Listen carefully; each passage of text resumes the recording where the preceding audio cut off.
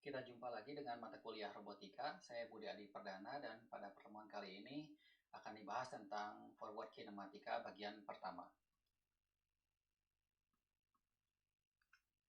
Jadi pada pertemuan sebelumnya kita telah membahas tentang transformasi geometri, yaitu untuk kasus 2 dimensi dan 3 dimensi. Untuk kasus 2 dimensi kita hanya butuh satu buah matriks transformasi.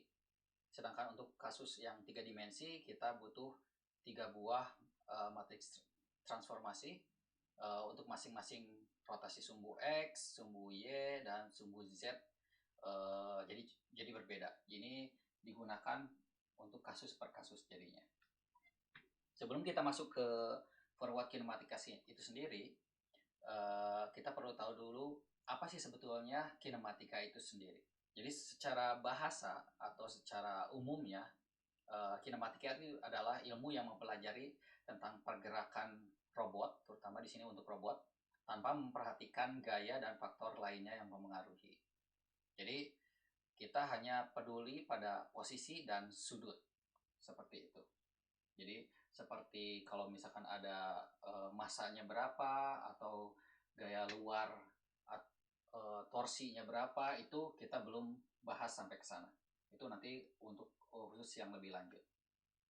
Ada 2 buah tipe kinematika, yaitu yang pertama adalah forward kinematic dan yang kedua adalah inverse kinematic. Yang membedakan antara forward kinematic dan inverse kinematic adalah bagaimana informasi yang kita miliki untuk mendapatkan informasi yang lain. Jadi kalau di forward kinematic kita mencari posisi. Jadi yang kita inginkan adalah posisi dan orientasinya dari si robot itu sendiri dari input yang kita miliki, yaitu berupa sudut. Jadi kita memiliki sudut, kira-kira posisi si lengan robot itu seperti apa dan ujung itu seperti apa. Sedangkan untuk inverse kinematic itu adalah kebalikannya. Kita memiliki target posisi yang diinginkan dan kita perlu mencari sudut joint itu sendiri sehingga kita dapatkan posisi dan orientasi yang kita inginkan. Orientasi mungkin berbeda-beda, tapi posisinya itu setidaknya mendekati dari si target itu sendiri. Jadi kalau kita misalkan punya informasi sudut, kita forwardkan, kita akan dapatkan koordinat. Sedangkan untuk di inverse kita memiliki koordinat target, dan diinversekan kita mendapatkan sudut-sudut yang dibutuhkan si lengan robot itu sendiri, itu berapa, dan berapa. Theta 1, theta 2, dan seterusnya itu butuh berapa. Jadi gambarannya seperti ini. Contohnya, kalau kita punya sebuah lengan robot seperti ini, dan kita sudah set theta 1-nya berapa dan theta 2-nya berapa, yang kita ingin tahu adalah posisi ujung dari si lengan robot ini di mana sih, dan juga yang ke belakangnya. Tapi biasanya yang terpenting adalah informasi lengan robot terakhirnya itu atau end effectornya itu berada di mana. Sedangkan untuk inverse kinematic itu kita punya target di sini. Yang kita inginkan itu adalah posisi di sini loh. Kira-kira theta 1 dan theta 2-nya itu kita butuh berapa nilainya supaya si lengan robot itu berada tepat atau mendekati di posisi yang di sini. Ini biasanya kalau untuk yang forward kinematics ini biasanya untuk kasus robot yang sudah diprogram atau dikendalikan jarak jauh. Sedangkan untuk yang inverse kinematic ini biasanya robot yang bergerak secara otomatis, dan juga ini untuk kasus game dan animasi di mana pergerakannya itu nanti bergerak secara otomatis. Ini beberapa contoh kalau misalkan untuk forward kinematic. Contoh yang pertama itu kalau kita punya hanya satu joint saja, nanti dia hanya bisa melakukan rotasi. Dia jadi misalkan melukis bentuk lingkaran seperti ini. Lalu ini contoh yang kedua, kita memiliki 1, 2, 3, 4, 5 joint yang bisa dimanipulasi sudut dan panjangnya, sehingga nanti kita bisa dapatkan contohnya seperti ini, menggambar seperti bunga atau bintang seperti ini.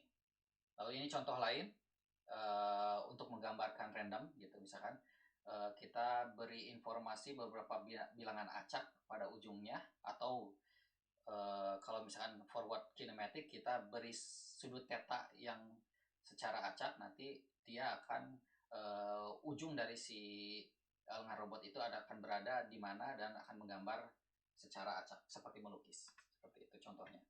Lalu kalau inverse kinematik, contohnya kita memiliki target di sini, lalu nanti si lengan robot itu akan mengejar si target ini sampai mengenai si target atau mendekati si target. Ini contohnya lengan robotnya tidak cukup menempel pada si target sehingga ya setidaknya mendekati dari si target itu sendiri. Pada kinematika, karena kita berhubungan dengan banyak sekali joint dari posisi Q1 sampai dengan Qn dan diakhiri dengan end effector, nanti matriks transformasi untuk menghasilkan kira-kira posisi E itu ada di mana itu memiliki aturan rantai seperti ini. Jadi seperti yang sebelumnya, ketika kita merotasikan pada titik yang bukan berada di dasarnya, itu nanti kita butuh aturan yang berantai, kita geser dulu, rotasi, baru digeser lagi. Jadi nanti ini contohnya adalah kita transformasikan untuk yang join nolnya dulu, lalu join 1 sampai ke join yang ke N dengan arah urutan transformasi itu bukan dari 0 dulu, tapi dari N, karena aturan dari matriks itu tentu saja dimulai dari kanan ini dulu, baru sampai ke kirinya. Jadi arahnya seperti ini. Ini salah satu contoh yang pertama yang paling sederhana. Misalkan kita punya lengan robot seperti ini, di Q1 dan Q0 dan Q1 dengan akhir end effector E dengan panjang L dan sudut yang sudah fix. Ini misalkan 90 derajat gitu. Seluruh joint tidak, ini kasus untuk yang sederhana, seluruh joint tidak dapat bergerak sehingga kita hanya butuh tahu kira-kira posisi dari Q1 ini atau dari si E itu ada di mana sih. Yang pertama, kita perlu tahu dulu koordinat dari si joint itu sendiri. Jadi yang pertama kita perlu tahu posisi dari si Q0. Tentu saja ini cukup mudah karena dia berada di dasarnya. Berarti ini untuk yang umumnya biasanya si X0 dan Y0 itu berada di koordinat 0,0. Ini sebagai dasar dari si Q0 itu sendiri, 0,0. Lalu Q1 itu merupakan ya, yang pertama kita punya panjang dari si joint itu sepanjang L, sehingga kita bisa dapatkan posisi X1 dan Y1 itu sendiri adalah panjang dari si L dikalikan sinus 90 derajat, dan untuk yang Y-nya itu L dikalikan cos 90 derajat, dan tentu saja ditambahkan Q0. Karena Q0-nya itu 0,0 berarti nanti dia tidak berpengaruh. Jadi nanti posisi koordinat dari si Q1 ini adalah untuk X, Y, Z, bukan X, Y, Z, X, Y-nya saja. X-nya 0, Y-nya L, karena ini sumbu Y. Lalu Q0-nya itu 0,0, sehingga kita dapatkan koordinat dari si Q1 itu adalah 0,L gitu. Nanti bagaimana sih si end effector ini atau Q1 ini akan berubah terhadap sesuatu atau gangguan gitu. Karena ini di sini joint tidak dapat bergerak, maka X1 aksen dan Y1 aksen itu hanya Q1 dikalikan dengan matrik identitas seperti ini. Jadi semuanya tidak akan bisa bergerak karena dibuat fix seperti itu. Lalu untuk contoh yang tadi sebelumnya contoh 0, sekarang contoh 1, kita tambahkan sedikit perubahan, yaitu dia dapat berubah pada sumbu Y sejauh D. Ini mungkin nanti kalau untuk detailnya itu nanti DY, tapi untuk menyederhanakan kita sebut saja D.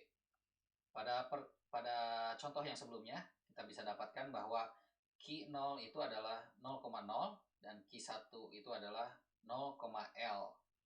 Ini L itu ya pada sumbu Y-nya. Lalu untuk perubahan dari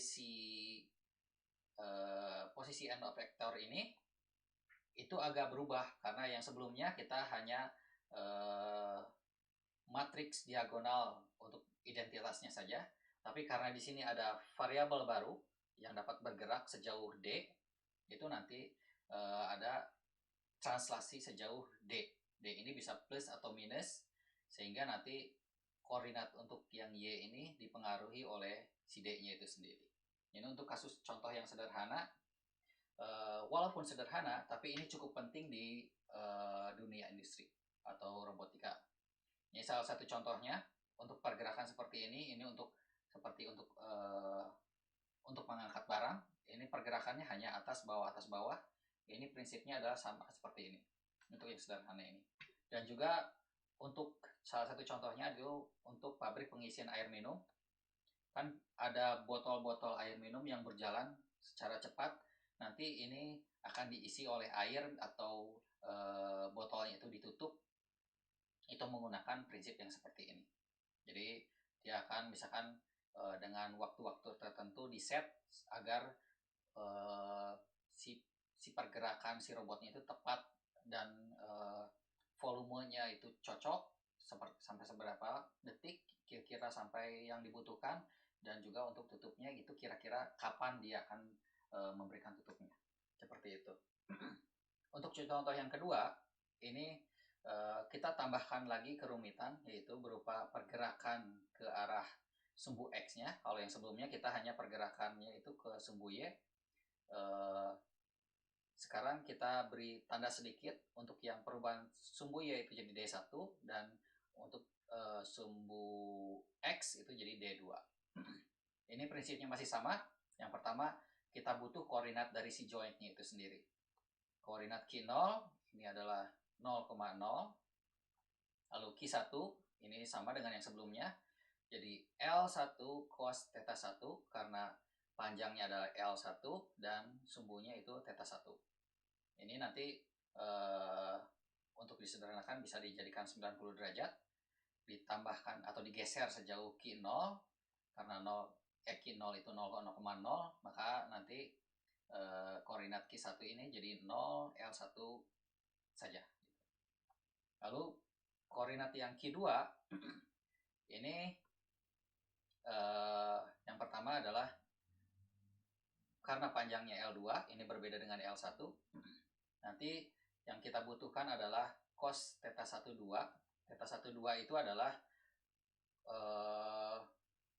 theta 1 ditambahkan theta 2. Sehingga kalau misalkan di sini theta 1-nya adalah 90 dan theta 2-nya adalah minus 90. Jadi totalnya adalah 0. Jadi di sini si theta 1 2 itu sama 0 derajat.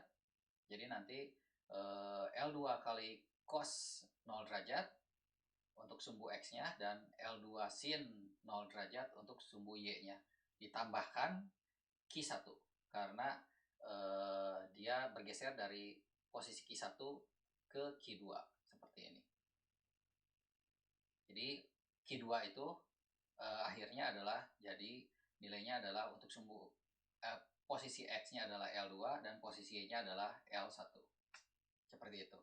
Lalu bagaimana kinematika forward dari si yang pertama Q1 ini sama dengan yang sebelumnya karena bergeraknya pada sumbu Y saja sejauh D1, jadi nanti ada bagian translasi di sini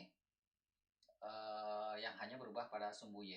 Sedangkan untuk yang Q2 dia bergeraknya itu dipengaruhi oleh posisi Y yang sebelumnya, yaitu Q1 dan juga D2, yaitu yang bergerak pada sumbu X-nya itu sendiri. Jadi ini sudah diaplikasikan aturan rantai. Jadi yang pertama Q2-nya itu ditransformasikan terhadap transformasi yang mempengaruhi Q1, lalu ditransformasikan lagi yang mempengaruhi pada Q2-nya itu sendiri. Jadi nanti kalau kita gabungkan atau dikalikan, ini kita mendapatkan matriks transformasi yang bergeser sejauh D2 pada sumbu X dan D1 pada sumbu Y. Seperti itu. Ini salah satu contohnya saja bentuk animasi untuk pergerakan dari lengan robot yang seperti ini. Ini contohnya kalau misalkan si D1 dan D2-nya berubah dua-duanya. Kalau di sini hanya D2-nya saja yang berubah dan ini hanya D1-nya saja yang berubah. Ini cukup banyak digunakan juga, terutama contohnya itu di printer. Kalau kita memprint hasil laporan kita, itu prinsipnya seperti ini, pergerakannya itu sumbu X dan Y, dan juga untuk CNC itu juga sama seperti ini. Jadi CNC itu seperti untuk yang membuat objek-objek plastik atau kayu atau dari kaca, itu prinsipnya seperti ini. Dan juga ini untuk katrol untuk mengangkat barang, itu sama juga prinsipnya seperti ini. Jadi sekian pertemuan kali ini. Terima kasih atas perhatiannya. Kita jumpa lagi pada pertemuan selanjutnya.